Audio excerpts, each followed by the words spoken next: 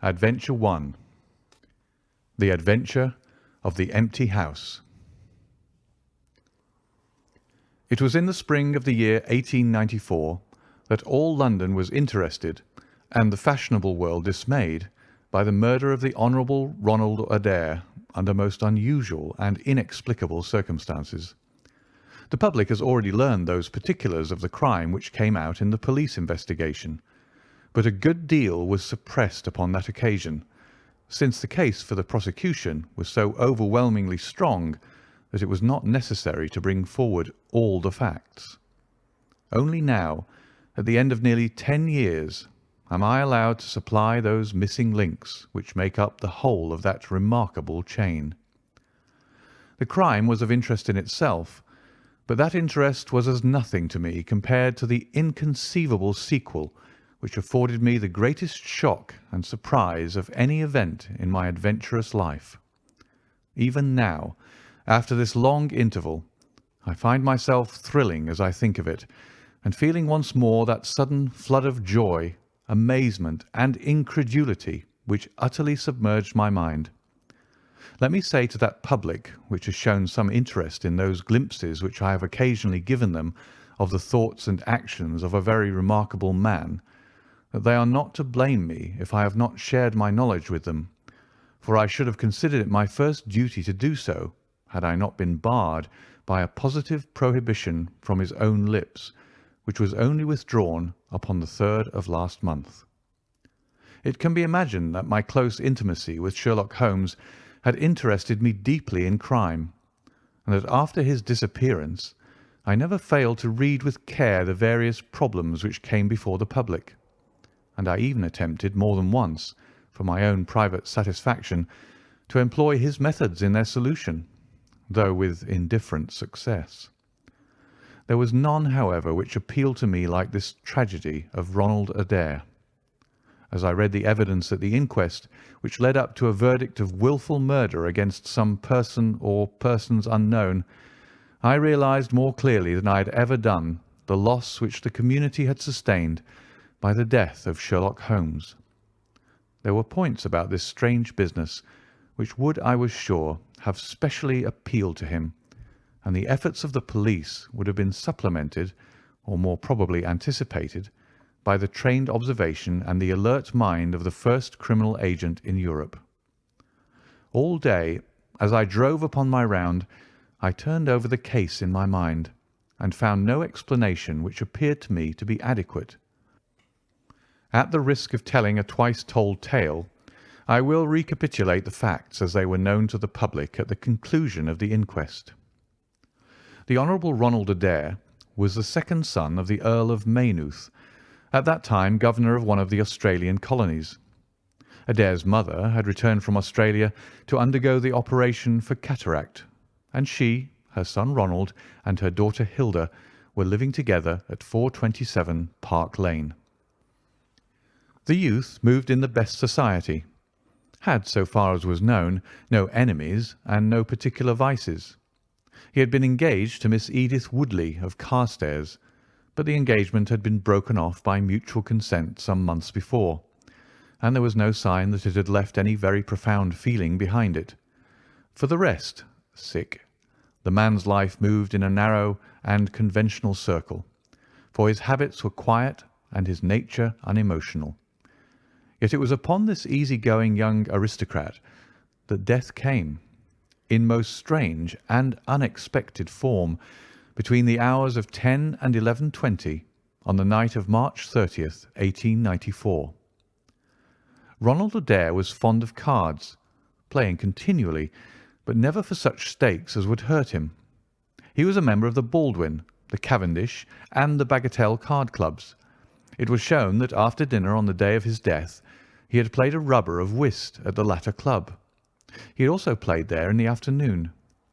The evidence of those who had played with him, Mr. Murray, Sir John Hardy, and Colonel Moran, showed that the game was whist and that there was a fairly equal fall of the cards. Adair might have lost £5, but not more. His fortune was a considerable one, and such a loss could not in any way affect him.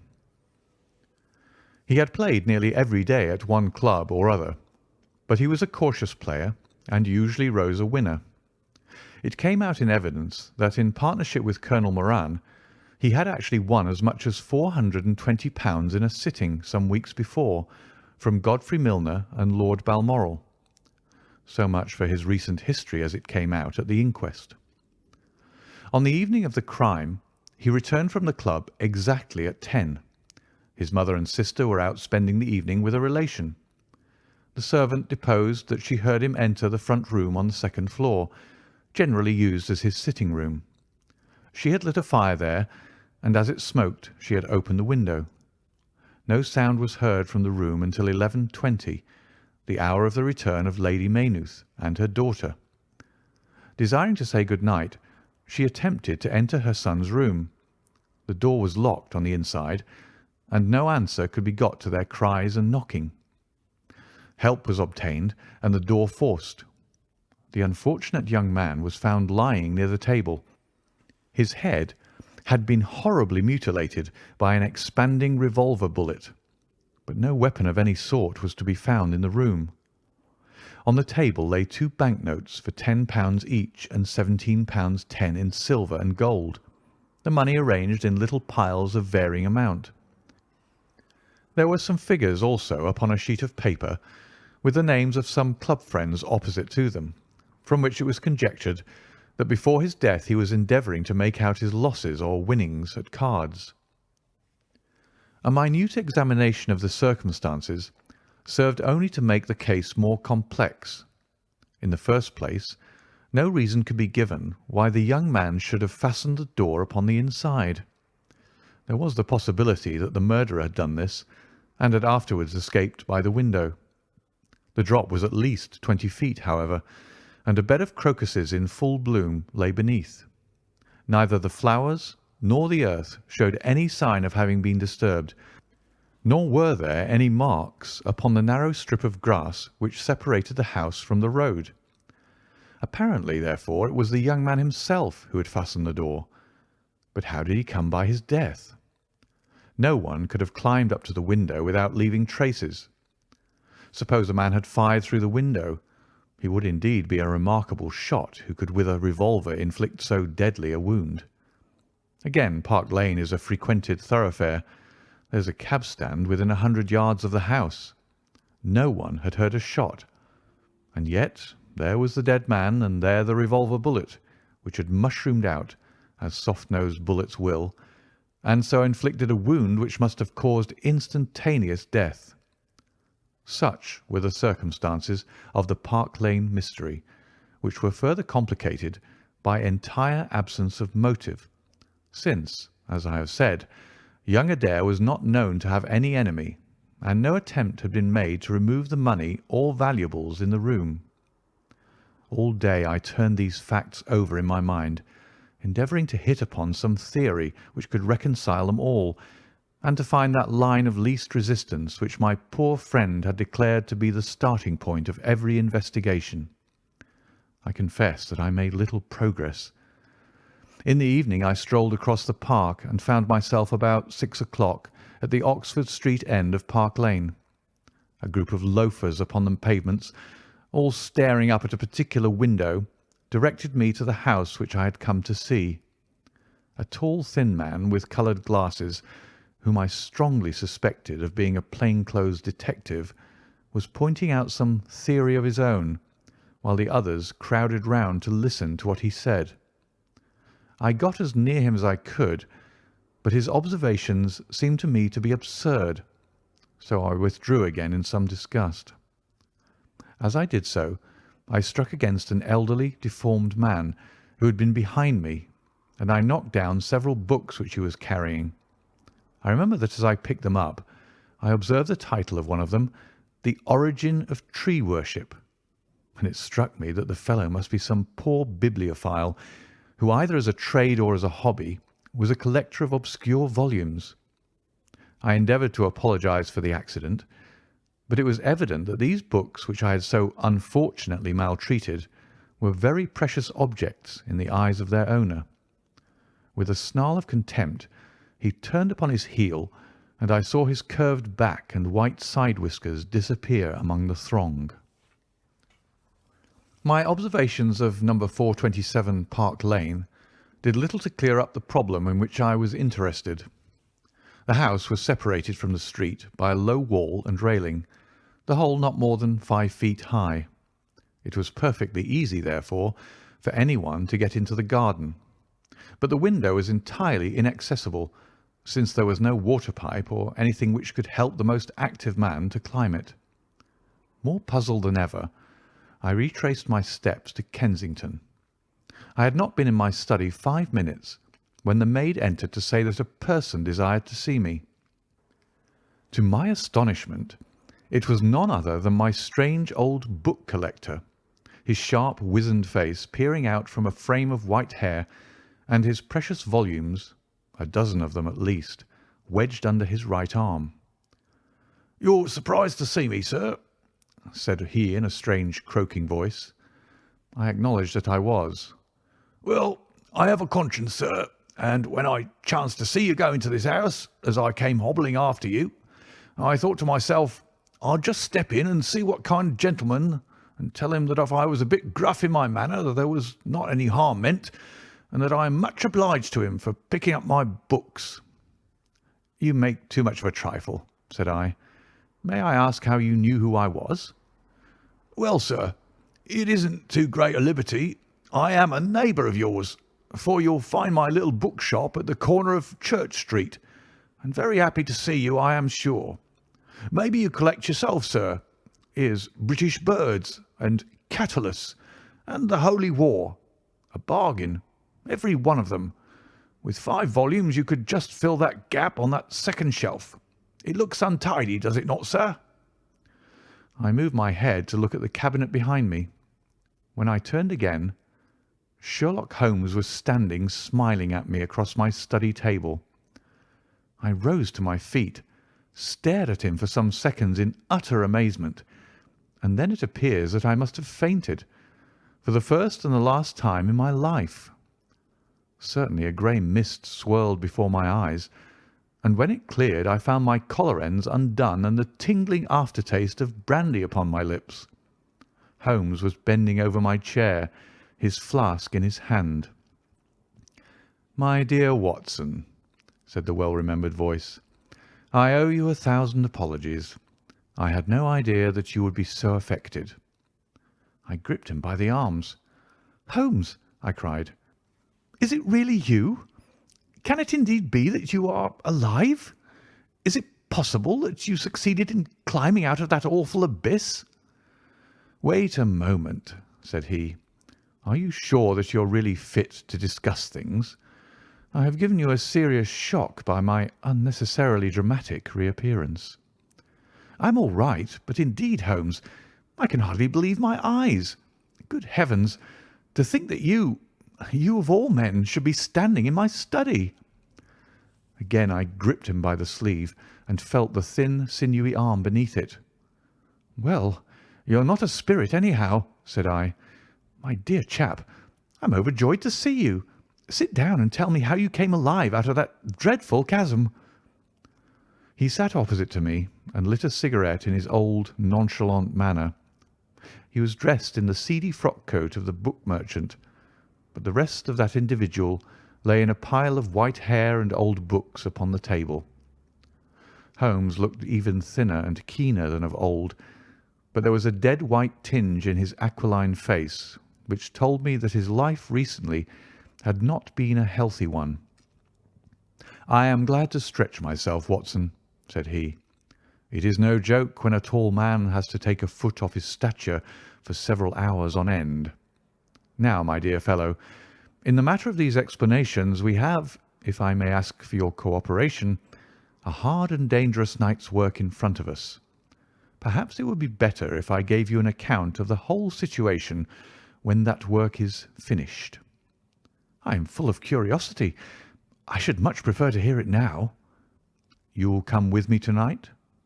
"When you like and where you like." "This is indeed like the old days. We shall have time for a mouthful of dinner before we need go. Well then, about that chasm.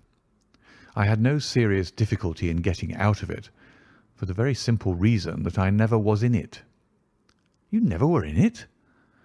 "No, Watson, I never was in it. My note to you was absolutely genuine. I had little doubt that I had come to the end of my career when I perceived the somewhat sinister figure of the late Professor Moriarty standing upon the narrow pathway which led to safety. I read an inexorable purpose in his grey eyes.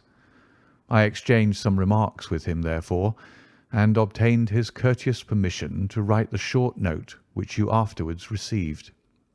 I left it with my cigarette box and my stick, and I walked along the pathway, Moriarty still at my heels. When I reached the end, I stood at bay. He drew no weapon, but he rushed at me and threw his long arms around me. He knew that his own game was up, and was only anxious to revenge himself upon me. We tottered together upon the brink of the fall.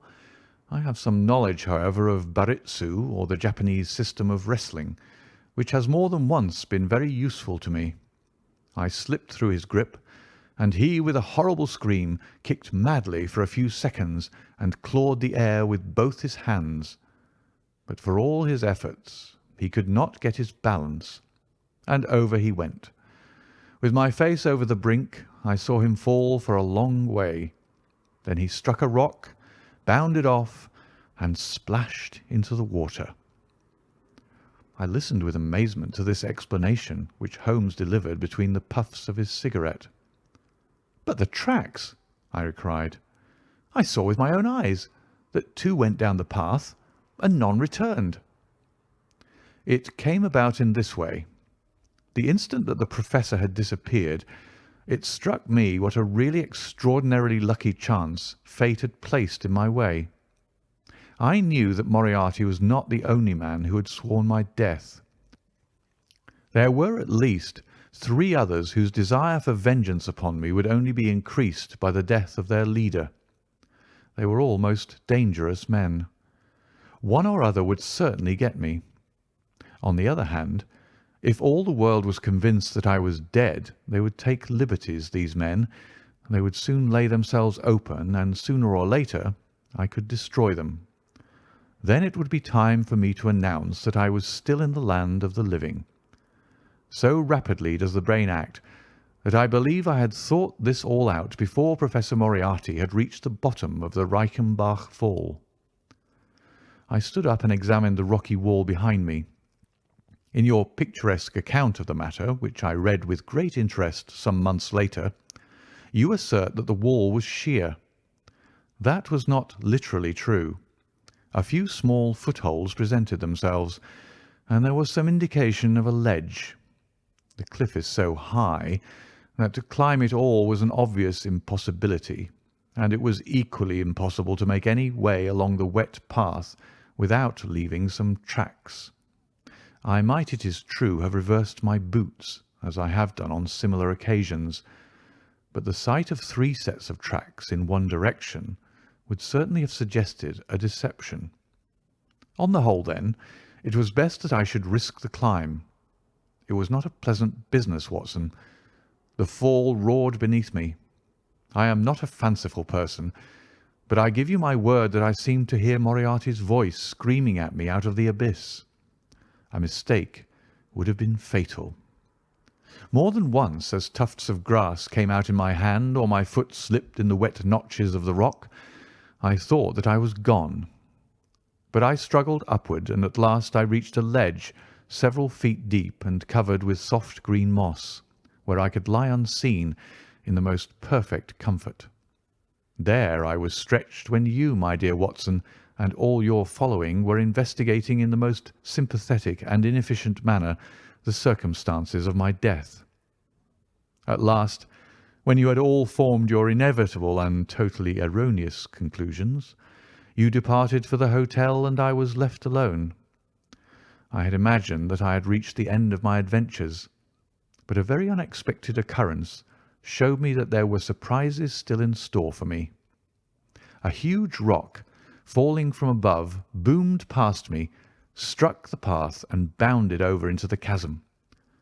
For an instant I thought that it was an accident, but a moment later, looking up, I saw a man's head against the darkening sky, and another stone struck the very ledge upon which I was stretched, within a foot of my head. Of course, the meaning of this was obvious. Moriarty had not been alone. A confederate, and even that one glance had told me how dangerous a man that confederate was, had kept guard while the Professor had attacked me. From a distance, unseen by me, he had been a witness of his friend's death and of my escape. He had waited, and then making his way round to the top of the cliff, he had endeavoured to succeed where his comrade had failed. I did not take long to think about it, Watson. Again I saw that grim face look over the cliff, and I knew that it was the precursor of another stone. I scrambled down onto the path. I don't think I could have done it in cold blood. It was 100 times more difficult than getting up. But I had no time to think of the danger, for another stone sang past me as I hung by my hands from the edge of the ledge. Halfway down I slipped, but by the blessing of God I landed torn and bleeding upon the path. I took to my heels, did 10 miles over the mountains in the darkness, and a week later I found myself in Florence, with the certainty that no one in the world knew what had become of me. I had only one confidant, my brother Mycroft. I owe you many apologies, my dear Watson, but it was all important that it should be thought I was dead, and it is quite certain that you would not have written so convincing an account of my unhappy end had you not yourself thought that it was true. Several times during the last 3 years I have taken up my pen to write to you, but always I feared lest your affectionate regard for me should tempt you to some indiscretion which would betray my secret. For that reason I turned away from you this evening when you upset my books, for I was in danger at the time, and any show of surprise and emotion upon your part might have drawn attention to my identity and led to the most deplorable and irreparable results. As to Mycroft, I had to confide in him in order to obtain the money which I needed. The course of events in London did not run so well as I had hoped, for the trial of the Moriarty gang left 2 of its most dangerous members, my own most vindictive enemies, at liberty.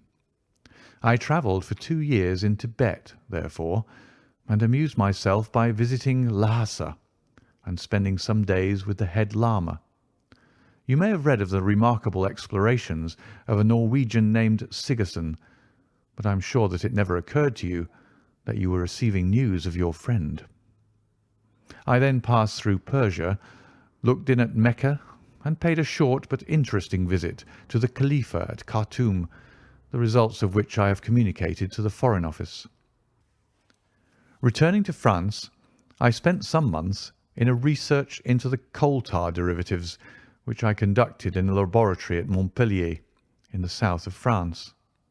Having concluded this to my satisfaction, and learning that only one of my enemies was now left in London, I was about to return when my movements were hastened by the news of this very remarkable Park Lane mystery, which not only appealed to me by its own merits, but which seemed to offer some most peculiar personal opportunities.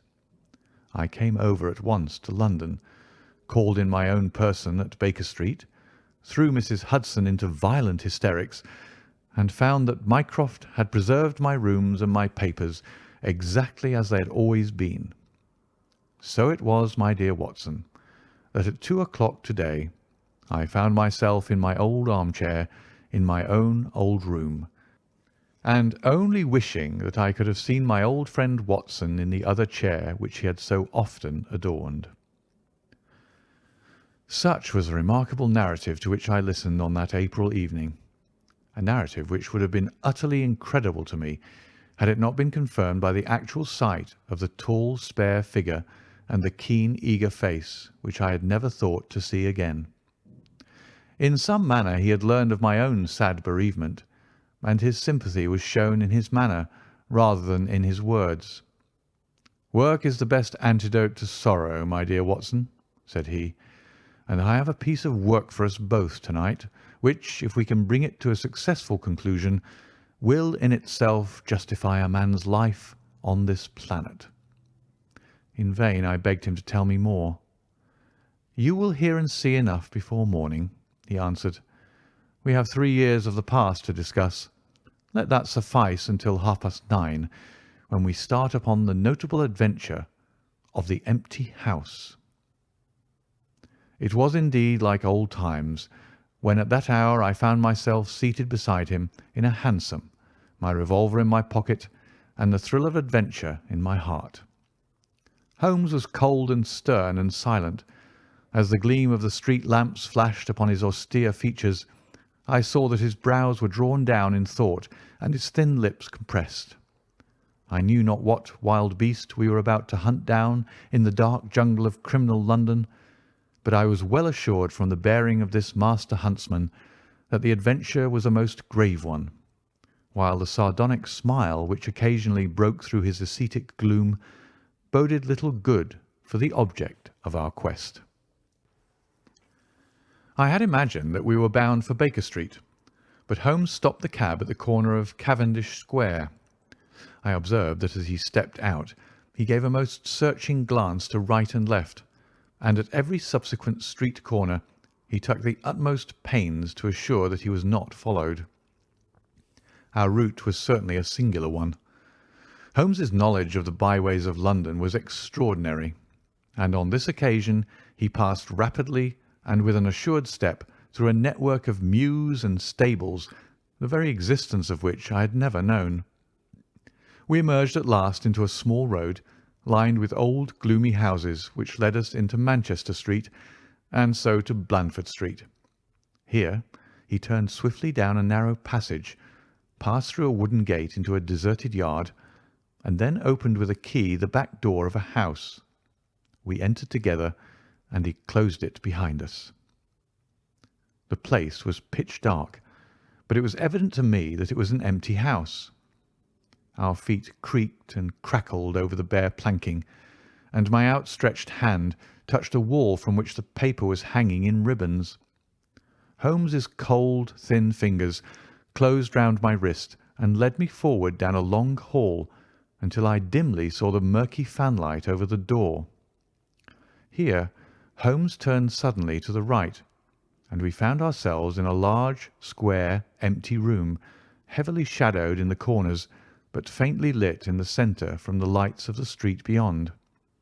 There was no lamp near, and the window was thick with dust, so that we could only just discern each other's figures within. My companion put his hand upon my shoulder, and his lips close to my ear. "Do you know where we are?" he whispered. "Surely that is Baker Street," I answered, staring through the dim window. "Exactly. We are in Camden House, which stands opposite to our own old quarters." "But why are we here?" "Because it commands so excellent a view of that picturesque pile. Might I trouble you, my dear Watson, to draw a little nearer to the window, taking every precaution not to show yourself, and then to look up at our old rooms, the starting point of so many of your little fairy tales. We will see if my 3 years of absence have entirely taken away my power to surprise you." I crept forward and looked across at the familiar window. As my eyes fell upon it, I gave a gasp and a cry of amazement. The blind was down, and a strong light was burning in the room. The shadow of a man who was seated in a chair within was thrown in hard black outline upon the luminous screen of the window. There was no mistaking the poise of the head, the squareness of the shoulders, the sharpness of the features. The face was turned half round, and the effect was that of one of those black silhouettes which our grandparents loved to frame. It was a perfect reproduction of Holmes. So amazed was I that I threw out my hand to make sure that the man himself was standing beside me. He was quivering with silent laughter. "Well?" said he. "Good heavens!" I cried. "It is marvellous." "I trust that age doth not wither nor custom stale my infinite variety," said he, and I recognised in his voice the joy and pride which the artist takes in his own creation. It really is rather like me, is it not? I should be prepared to swear that it was you. The credit of the execution is due to Monsieur Oscar Meunier of Grenoble, who spent some days in doing the moulding. It is a bust in wax. The rest I arranged myself during my visit to Baker Street this afternoon. But why? Because, my dear Watson, I had the strongest possible reason for wishing certain people to think that I was there when I was really elsewhere. And you thought the rooms were watched? I knew that they were watched. By whom? By my old enemies, Watson, by the charming society whose leader lies in the Reichenbach Fall. You must remember that they knew, and only they knew, that I was still alive. Sooner or later they believed that I should come back to my rooms. They watched them continuously, and this morning they saw me arrive. How do you know? Because I recognized their sentinel when I glanced out of my window. He is a harmless enough fellow, Parker by name, a garrotter by trade, and a remarkable performer upon the Jew's harp. I cared nothing for him, but I cared a great deal for the much more formidable person who was behind him, the bosom friend of Moriarty, the man who dropped the rocks over the cliff, the most cunning and dangerous criminal in London. That is the man who is after me tonight, Watson, and that is the man who is quite unaware that we are after him. My friend's plans were gradually revealing themselves. From this convenient retreat, the watchers were being watched and the trackers tracked. That angular shadow up yonder was the bait, and we were the hunters. In silence we stood together in the darkness and watched the hurrying figures who passed and repassed in front of us. Holmes was silent and motionless, but I could tell that he was keenly alert and that his eyes were fixed intently upon the stream of passers-by. It was a bleak and boisterous night, and the wind whistled shrilly down the long street. Many people were moving to and fro, most of them muffled in their coats and cravats. Once or twice it seemed to me that I had seen the same figure before, and I especially noticed two men who appeared to be sheltering themselves from the wind in the doorway of a house some distance up the street. I tried to draw my companion's attention to them, but he gave a little ejaculation of impatience and continued to stare into the street. More than once he fidgeted with his feet and tapped rapidly with his fingers upon the wall. It was evident to me that he was becoming uneasy, and that his plans were not working out altogether as he had hoped. At last, as midnight approached and the street gradually cleared, he paced up and down the room in uncontrollable agitation. I was about to make some remark to him when I raised my eyes to the lighted window and again experienced almost as great a surprise as before. I clutched Holmes's arm and pointed upwards. "The shadows moved," I cried. It was indeed no longer the profile but the back which was turned towards us. 3 years had certainly not smoothed the asperities of his temper or his impatience with a less active intelligence than his own. "Of course it has moved," said he. "Am I such a farcical bungler, Watson, that I should erect an obvious dummy and expect that some of the sharpest men in Europe would be deceived by it? We have been in this room 2 hours, and Mrs. Hudson has made some change in that figure 8 times, or once in every quarter of an hour. She works it from the front, so that her shadow may never be seen. Ah!" He drew in his breath with a shrill, excited intake. In the dim light I saw his head thrown forward, his whole attitude rigid with attention. Outside the street was absolutely deserted. Those 2 men might still be crouching in the doorway, but I could no longer see them. All was still and dark, save only that brilliant yellow screen in front of us, with the black figure outlined upon its centre. Again, in the utter silence, I heard that thin, sibilant note which spoke of intense, suppressed excitement. An instant later he pulled me back into the blackest corner of the room, and I felt his warning hand upon my lips. The fingers which clutched me were quivering. Never had I known my friend more moved, and yet the dark street still stretched lonely and motionless before us. But suddenly I was aware of that which his keener senses had already distinguished. A low, stealthy sound came to my ears, not from the direction of Baker Street, but from the back of the very house in which we lay concealed. A door opened and shut. An instant later steps crept down the passage, steps which were meant to be silent, but which reverberated harshly through the empty house.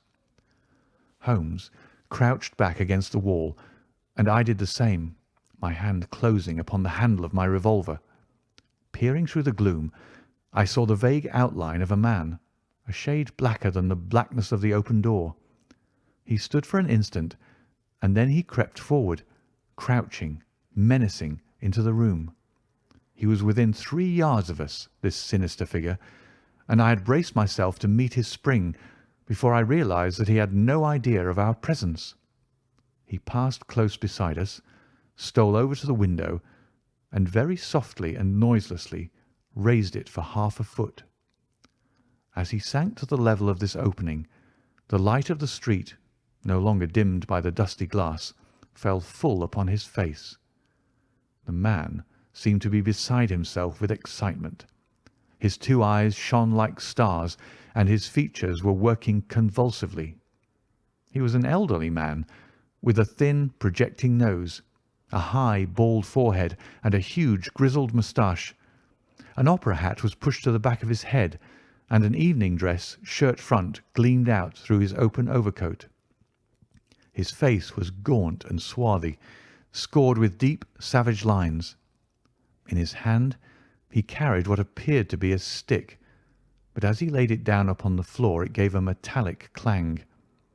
Then from the pocket of his overcoat he drew a bulky object, and he busied himself in some task which ended with a loud, sharp click, as if a spring or bolt had fallen into its place. Still kneeling upon the floor, he bent forward and threw all his weight and strength upon some lever, with the result that there came a long, whirling, grinding noise, ending once more in a powerful click. He straightened himself then, and I saw that what he held in his hand was a sort of gun with a curiously misshapen butt. He opened it at the breech, put something in, and snapped the breech lock. Then, crouching down, he rested the end of the barrel upon the ledge of the open window, and I saw his long moustache droop over the stock, and his eye gleam as it peered along the sights. I heard a little sigh of satisfaction as he cuddled the butt into his shoulder and saw that amazing target, the black man on the yellow ground, standing clear at the end of his foresight. For an instant he was rigid and motionless. Then his finger tightened on the trigger. There was a strange, loud whiz and a long, silvery tinkle of broken glass. At that instant Holmes sprang like a tiger onto the marksman's back and hurled him flat upon his face. He was up again in a moment, and with a convulsive strength he seized Holmes by the throat. But I struck him on the head with the butt of my revolver, and he dropped again upon the floor. I fell upon him, and as I held him my comrade blew a shrill call upon a whistle. There was the clatter of running feet upon the pavement, and 2 policemen in uniform, with one plain-clothes detective, rushed through the front entrance and into the room. "That you, Lestrade?" said Holmes. "Yes, Mr. Holmes. I took the job myself. It's good to see you back in London, sir." "I think you want a little unofficial help. 3 undetected murders in 1 year won't do, Lestrade. But you handled the Molesley mystery with less than your usual— that's to say, you handled it fairly well." We had all risen to our feet, our prisoner breathing hard, with a stalwart constable on each side of him. Already a few loiterers had begun to collect in the street. Holmes stepped up to the window, closed it, and dropped the blinds. Lestrade had produced 2 candles, and the policemen had uncovered their lanterns. I was able at last to have a good look at our prisoner. It was a tremendously virile and yet sinister face which was turned towards us. with the brow of a philosopher above and the jaw of a sensualist below. The man must have started with great capacities for good or for evil, but one could not look upon his cruel blue eyes with their drooping, cynical lids, or upon the fierce, aggressive nose and the threatening, deep-lined brow, without reading nature's plainest danger signals.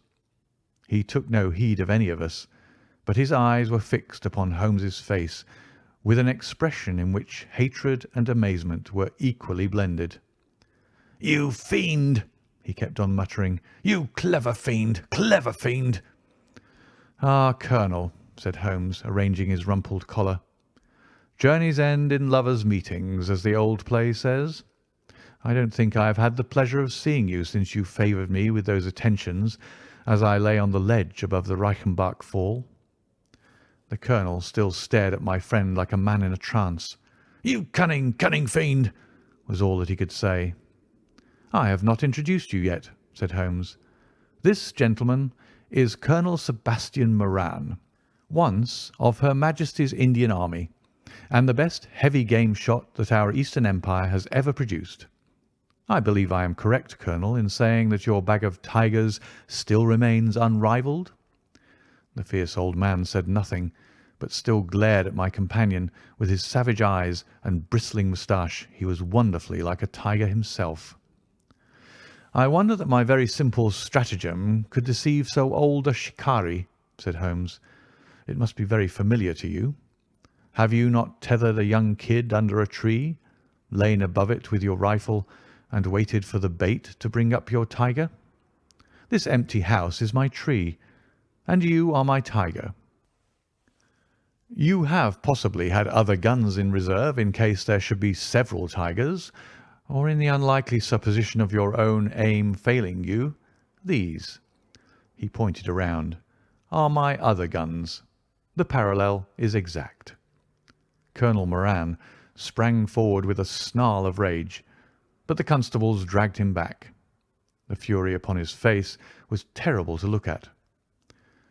"I confess that you had one small surprise for me," said Holmes.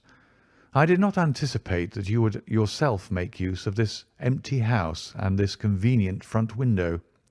I had imagined you as operating from the street, where my friend Lestrade and his merry men were awaiting you. With that exception, all has gone as I expected." Colonel Moran turned to the official detective. "You may or may not have just cause for arresting me," said he, "but at least there can be no reason why I should submit to the gibes of this person. If I'm in the hands of the law, let things be done in a legal way." "Well, that's reasonable enough," said Lestrade. "Nothing further you have to say, Mr. Holmes, before we go?" Holmes had picked up the powerful air gun from the floor and was examining its mechanism. "An admirable and unique weapon," said he. "Noiseless and of tremendous power. I knew von Herder, the blind German mechanic who constructed it to the order of the late Professor Moriarty. For years I have been aware of its existence, though I have never before had the opportunity of handling it. I commend it very specially to your attention, Lestrade, and also the bullets which fit it." "You can trust us to look after that, Mr. Holmes," said Lestrade, as the whole party moved toward the door. "Anything further to say?" "Only to ask what charge you intend to prefer." "What charge, sir?" "Why, of course, the attempted murder of Mr. Sherlock Holmes." "Not so, Lestrade. I do not propose to appear in the matter at all. To you, and to you only, belongs the credit of the remarkable arrest which you have effected. Yes, Lestrade, I congratulate you. With your usual happy mixture of cunning and audacity, you have got him." "Got him? Got whom, Mr. Holmes?" "The man that the whole force has been seeking in vain. Colonel Sebastian Moran, who shot the Honourable Ronald Adair with an expanding bullet from an air gun through the open window of the second-floor front of No. 427 Park Lane upon the 30th of last month. That's the charge, Lestrade. And now, Watson, if you can endure the draught from a broken window, I think that half an hour in my study over a cigar may afford you some profitable amusement." Our old chambers had been left unchanged through the supervision of Mycroft Holmes and the immediate care of Mrs. Hudson. As I entered, I saw, it is true, an unwonted tidiness, but the old landmarks were all in their place. There were the chemical corner and the acid-stained, deal-topped table. There upon a shelf was the row of formidable scrap-books and books of reference which many of our fellow citizens would have been so glad to burn. The diagrams, the violin case, and the pipe rack, even the Persian slipper which contained the tobacco, all met my eyes as I glanced around me. There were two occupants of the room, one Mrs. Hudson, who beamed upon us both as we entered, the other the strange dummy which had played so important a part in the evening's adventures. It was a wax-coloured model of my friend, so admirably done that it was a perfect facsimile. It stood on a small pedestal table with an old dressing-gown of Holmes's so draped around it that the illusion from the street was absolutely perfect. "I hope you observed all precautions, Mrs. Hudson," said Holmes. "I went to it on my knees, sir, just as you told me." "Excellent. You carried the thing out very well. Did you observe where the bullet went?" "Yes, sir. I'm afraid it has spoilt your beautiful bust, for it passed right through the head and flattened itself on the wall. I picked it up from the carpet. Here it is." Holmes held it out to me. "A soft revolver bullet, as you perceive, Watson. There's genius in that, for who would expect to find such a thing fired from an air gun? All right, Mrs. Hudson, I am much obliged for your assistance. And now, Watson, let me see you in your old seat once more, for there are several points which I should like to discuss with you." He had thrown off the seedy frock-coat, and now he was the Holmes of old in the mouse-coloured dressing-gown which he took from his effigy. "The old shikari's nerves have not lost their steadiness, nor his eyes their keenness," said he with a laugh as he inspected the shattered forehead of his bust. "Plumb in the middle of the back of the head and smack through the brain. He was the best shot in India, and I expect that there are few better in London. Have you heard the name?" "No, I have not." "Well, well, such is fame. But then, if I remember right, you had not heard the name of Professor James Moriarty, who had one of the great brains of the century. Just give me down my index of biographies from the shelf." He turned over the pages lazily, leaning back in his chair and blowing great clouds from his cigar. "My collection of M's is a fine one," said he. "Moriarty himself is enough to make any letter illustrious. And here is Morgan the poisoner, and Merridew of abominable memory, and Matthews, who knocked out my left canine in the waiting-room at Charing Cross, and finally, there is our friend tonight." He handed over the book, and I read, "Moran, Sebastian, Colonel, unemployed, formerly 1st Bangalore Pioneers, born London 1840, son of Sir Augustus Moran, C.B., once British Minister to Persia, educated Eton and Oxford, served in Jawaki campaign, Afghan campaign, Charasiab dispatches, Sherpur, and Kabul. Author of Heavy Game of the Western Himalayas, 1881, 3 Months in the Jungle, 1884. Address, Conduit Street. Clubs, the Anglo-Indian, the Tankerville, the Bagatelle Card Club." On the margin was written, in Holmes's precise hand, "The second most dangerous man in London." "This is astonishing," said I, as I handed back the volume. "The man's career is that of an honourable soldier." "It is true," Holmes answered. "Up to a certain point he did well. He was always a man of iron nerve, and the story is still told in India how he crawled down a drain after a wounded man-eating tiger. There are some trees, Watson, which grow to a certain height and then suddenly develop some unsightly eccentricity. You will see it often in humans. I have a theory that the individual represents in his development the whole procession of his ancestors, and that such a sudden turn to good or evil stands for some strong influence which came into the line of his pedigree. The person becomes, as it were, the epitome of the history of his own family." "It is surely rather fanciful." Well, I don't insist upon it. Whatever the cause, Colonel Moran began to go wrong. Without any open scandal, he still made India too hot to hold him. He retired, came to London, and again acquired an evil name. It was at this time that he was sought out by Professor Moriarty, to whom for a time he was chief of the staff. Moriarty supplied him liberally with money, and used him only in one or two very high-class jobs, which no ordinary criminal could have undertaken. You may have some recollection of the death of Mrs. Stewart of Lauder in 1887. Not?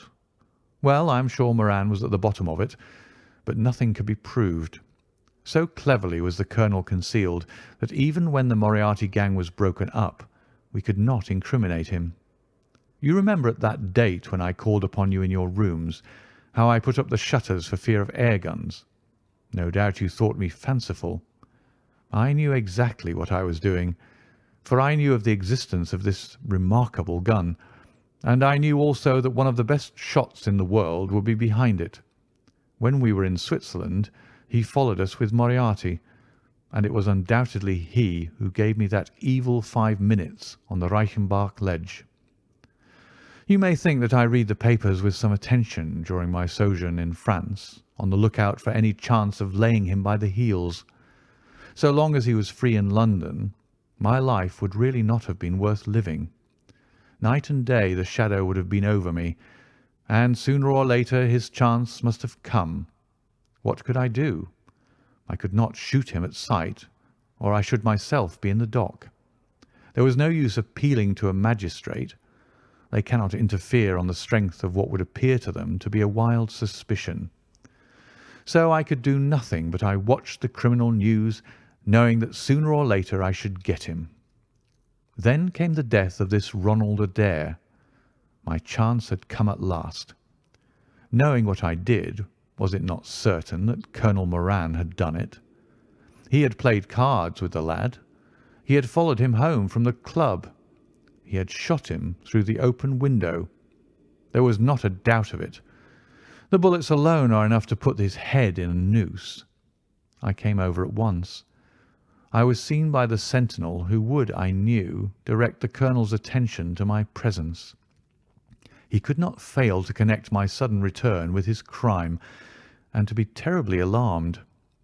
I was sure that he would make an attempt to get me out of the way at once, and would bring round his murderous weapon for that purpose. I left him an excellent mark in the window, and, having warned the police that they might be needed— by the way, Watson, you spotted their presence in that doorway with unerring accuracy— I took up what seemed to me to be a judicious post for observation, never dreaming that he would choose the same spot for his attack. Now, my dear Watson, does anything remain for me to explain? Yes, said I. You've not made it clear what was Colonel Moran's motive in murdering the Honourable Ronald Adair. Ah, my dear Watson, there we come into those realms of conjecture where the most logical mind may be at fault. Each may form his own hypothesis upon the present evidence, and yours is as likely to be correct as mine. You have formed one, then? I think that it is not difficult to explain the facts. It came out in evidence that Colonel Moran and young Adair had between them won a considerable amount of money. Now, Moran undoubtedly played foul. Of that I'm long been aware. I believe that on the day of the murder Adair had discovered that Moran was cheating. Very likely he had spoken to him privately and had threatened to expose him unless he voluntarily resigned his membership of the club and promised not to play cards again. It is unlikely that a youngster like Adair would at once make a hideous scandal by exposing a well-known man so much older than himself. Probably he acted as I suggest. The exclusion from his clubs would mean ruin to Moran, who lived by his ill-gotten card gains. He therefore murdered Adair, who at the time was endeavouring to work out how much money he should himself return, since he could not profit by his partner's foul play. He locked the door lest the ladies should surprise him, and insist upon knowing what he was doing with these names and coins. Will it pass? I have no doubt that you have hit upon the truth. It will be verified or disproved at the trial. Meanwhile, come what may, Colonel Moran will trouble us no more. The famous air gunner von Herder will embellish the Scotland Yard Museum. And once again, Mr. Sherlock Holmes is free to devote his life to examining those interesting little problems which the complex life of London so plentifully presents. End of The Empty House.